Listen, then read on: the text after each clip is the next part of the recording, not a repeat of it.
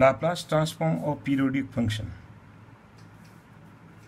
If f of x plus alpha equals to fx for all x and alpha is greater than 0, then fx is said to be periodic function with period alpha.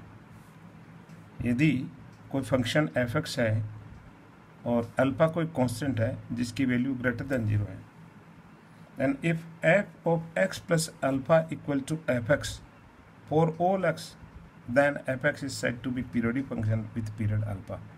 तब fx periodic function कहलाती है और alpha उसका period कहलाता है. Theorem पढ़ेंगे इस पर हम. Let fx be a periodic function which period alpha is greater than 0, that is f of x plus n alpha equal to fx for all n is equal to 1, 2, 3, 4, 5, etc. Then Laplace transform of fx is equal to 1 upon 1 minus e raised to power minus p alpha integration 0 to alpha e raised to power minus px fx dx. यदि f periodic function है तो हमें सिद्ध करना है कि f का जो fx का जो लाप्लास ट्रांसफॉर्म है वो इसके बराबर होता है. By the definition of Laplace transform we have L of fx is equal to integration 0 to infinity e raised to power minus px fx dx. Laplace transform की डेफिनेशन लिखी हमने. और अब देखिए राइट हैंड साइड का जो integration है इसको हम इस तरह से एडिशन के रूप में तोड़ देते हैं कि पहला integration 0 to alpha e raise to power minus p x f x d x and plus alpha to twice alpha e raise to power minus p x f x d x, twice alpha to thrice alpha e raise to power minus f x d x and plus so on. इस तरह से जो period हमें alpha दे रखा है उस period के रूप में हम इसके अलग अलग इंटीग्रेशन में तोड़कर एडिशन के रूप में लिखा है हमने. Now putting x is equal to u, x is equal to u plus alpha, x is equal to u plus twice alpha in first, second, third integrals. इस तरह का जो राइट हैंड साइड के जो इंटीग्रल्स हैं उनमें क्रमशः हम रेस्पेक्टिवली भी get integrals of the right hand side respectively भी गेट. हम राइट हैंड साइड के जो इंटीग्रेशन है इनमें पहले में x इज इक्वल यू रखे हैं, दूसरे में x is equal to you plus alpha रखें, थर्ड में यू प्लस ट्वाइस अल्फा रखें, फोर्थ में यू प्लस थ्राइस अल्फा रखें. इस तरह से हम जितने भी इंटीग्रल हैं उन सब के अंदर वैल्यू पुट करें.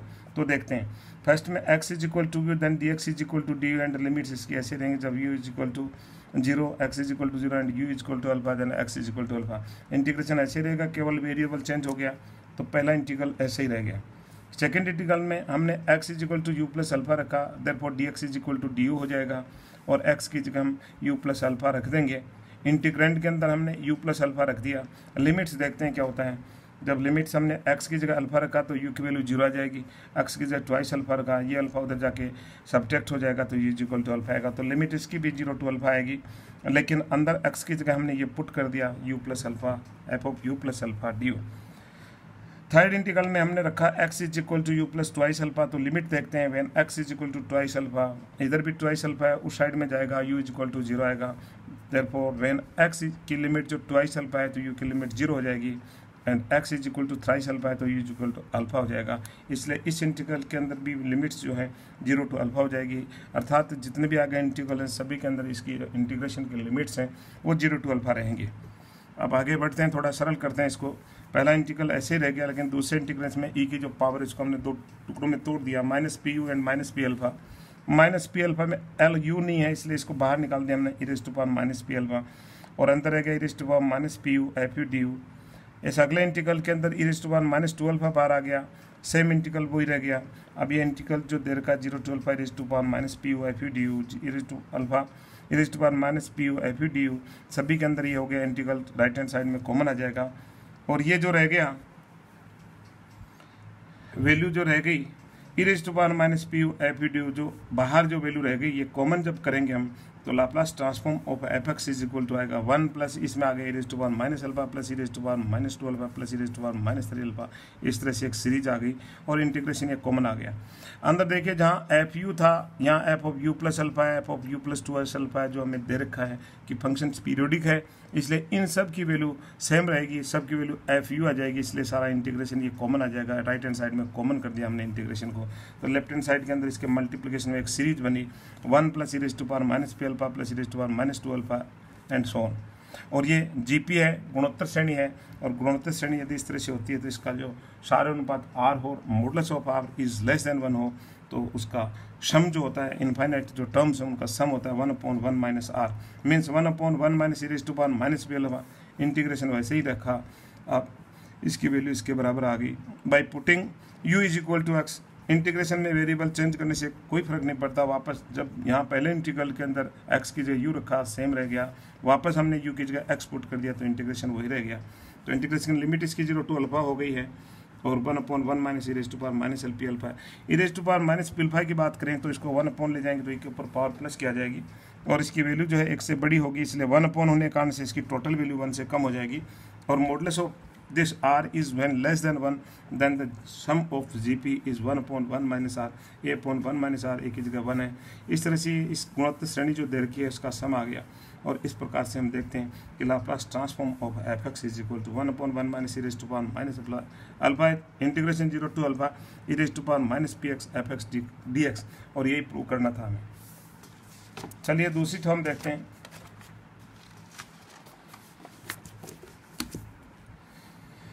दूसरी थ्योरम है इनिशियल वैल्यू थ्योरम। इनिशियल का मतलब होता है शुरू में, शुरू की वैल्यू दे रखी हो तो उसके ऊपर देखो क्या थ्योरम दे रखी है। Theorem let f(x) be continuous for all x is greater than equal to 0 and be of exponential order as x tends to infinite.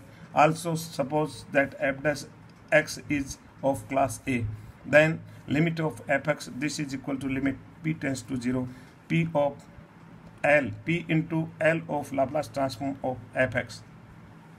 यदि f(x) कंटिन्यूस फंक्शन है for all x is greater than equal to 0 और exponential order की function है when x tends to infinite, and also suppose that f(x) is of class A, means f(x) का Laplace transform exist करता है। अब आगे बढ़ते हैं हम proof.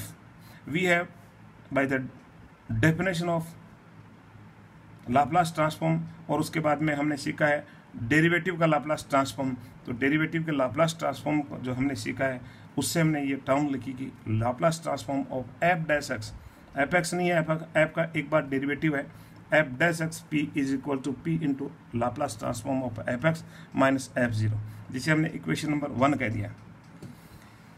And this implies Laplace transform की डेफिनेशन लिखी हमने लेफ्ट हैंड साइड में, then 0 to infinity e⁻⁻px f(x) dx, this is equal to p into L of Laplace transform of f(x) minus f(0).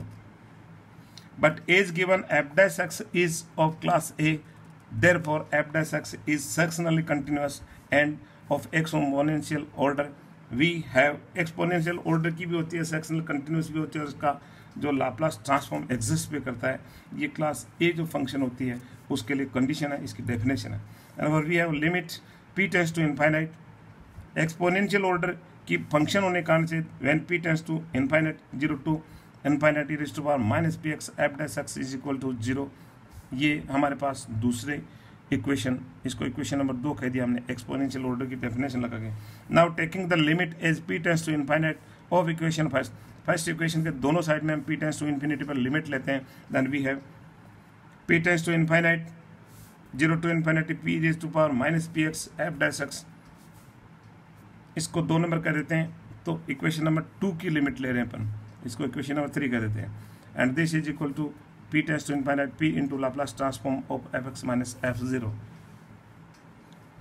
Equation number 3 से इसकी value left hand side की 0 हो गई, और राइट हैंड साइड के अंदर limit p tends to infinite p into Laplace transform of f(x) minus f(0). f(0) constant होने के कारण से इस पे लिमिट नहीं लगाई हमने। और अब हम देखते हैं कि f(0) को दूसरी साइड में लेके, then f(0) this is equal to limit p tends to infinite p into Laplace transform of f(x), and this implies f(0) since f is continuous, f continuous इसलिए f(0) और f(x) की value x tends to 0, 3 मान equal होते हैं 0 के ऊपर, f(0) and f(0 + 0 और f(0 - 0), f की लेफ्ट हैंड लिमिट, f की राइट हैंड लिमिट दोनों एग्जिस्ट करती हैं और f(0) की इक्वल होती हैं, तो ये f(0) की इक्वल है, इसकी लिमिट एग्जिस्ट करे तो, इसलिए चूंकि फंक्शन कंटिन्यूस है और इसलिए हमने f(0) की जगह limit x tends to 0 f(x) लिख दिया, राइट हैंड साइड एक जैसी वैसी की वैसी पड़ी है, and since f(x) is continuous therefore limit of x tends to 0 f(x) is equal to f(0). f(0) की जगह हमने लिमिट के रूप में लिख दिया, और यही हमें प्रूव करना था, limit x tends to 0 f(x) this is equal to limit p tends to infinite p into Laplace transform of fx. Thank you.